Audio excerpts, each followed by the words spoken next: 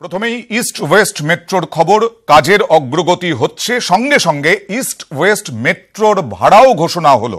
East West মেট্রোর কাজ শেষ হলে পরে মেট্রো যাত্রা শুরু হবে এবং সেই মেট্রো যাত্রায় ভাড়া কি হবে তা ঘোষণা করলো মেট্রো কর্তৃপক্ষ। আমরা কথা বলবো আমাদের প্রতিনিধি আবির ঘোষালের সঙ্গে। আবির, এই স্টেজগুলো যদি বলো।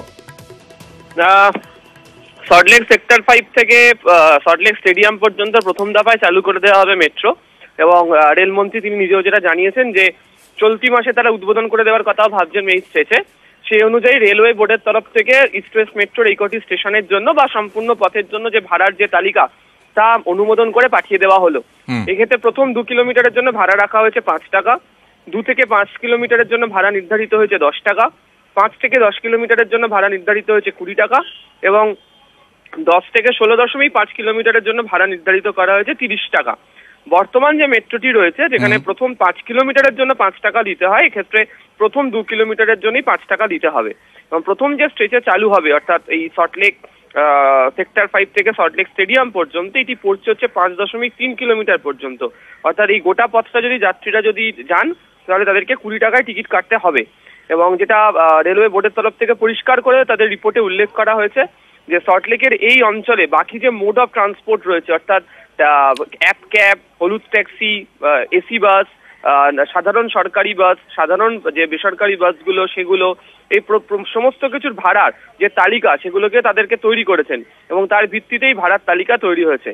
এবং এই রিপোর্টে উল্লেখ করে দেওয়া হয়েছে রেলওয়ে বোর্ডের তরফ থেকে, যেহেতু স্বল্প দূরত্বে এটা প্রথম দিকে চালু হবে, ফলে একবার পরিষেবা চালু হয়ে গেলে সেটা বন্ধ করে দেওয়া সম্ভব হবে না। তাই ভাড়া নিয়ে যেন এমন কোনো পরিস্থিতি তৈরি না হয় যাতে সমস্যার মুখে পড়তে হয় বা তাদেরকে অলাভজনক হয়ে থাকতে হয়, এবং সেই কারণেই সমস্ত দিক দেখিয়ে এই ভাড়ার সিদ্ধান্ত ঘোষণা হয়েছে। এবং যে ফেয়ার স্ট্রাকচার বা যে ভাড়ার তালিকা তৈরি করা হয়েছে, আগামী দিনে দক্ষিণেশ্বর মেট্রো প্রকল্প, নিউ গড়িয়া থেকে বিমানবন্দর পর্যন্ত মেট্রো প্রকল্প, প্রত্যেকটা ক্ষেত্রে কিলোমিটার পিছু ভাড়ার অঙ্ক এই থাকবে।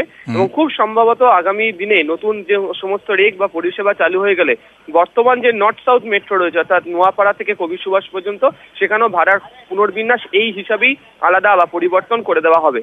তোমাকে এক্ষেত্রে জানিয়ে রাখি, যেহেতু ইস্ট ওয়েস্ট মেট্রোতে স্প্ল্যানেড জংশন স্টেশন হচ্ছে, এই একটি জায়গাতে এখনো জটিলতা থেকে গেছে যে যারা স্প্ল্যানেডে নামবেন, অর্থাৎ যদি কেউ দমদম থেকে কবি সুভাষ যান, তিনি চান মেট্রো থেকে তিনি হয়তো হাওড়া যেতে চান বা যেতে চান হচ্ছে ফুলবাগান বা সল্টলেক সেক্টর 5 পর্যন্ত, তাকে স্প্ল্যানেডে নেমে মেট্রো বদল করতে হবে, উল্টোটাও হতে পারে।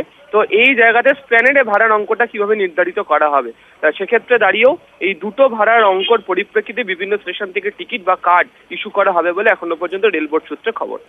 ধন্যবাদ আবির। এখনো পর্যন্ত যা দাঁড়াচ্ছে এই মুহূর্তে, সেটা হলো সেক্টর 5 থেকে স্টেডিয়াম, সল্টলেক স্টেডিয়াম যেতে গেলে মেট্রোর ভাড়া 20 টাকা, অর্থাৎ 5 কিলোমিটারের বেশি হচ্ছে এই দূরত্ব। সেই কারণে প্রথম যেটা চালু হতে চলেছে ইস্ট ওয়েস্ট মেট্রোর সেক্টর 5 থেকে সল্টলেক স্টেডিয়াম, গুনতে হবে 20 টাকা ভাড়া।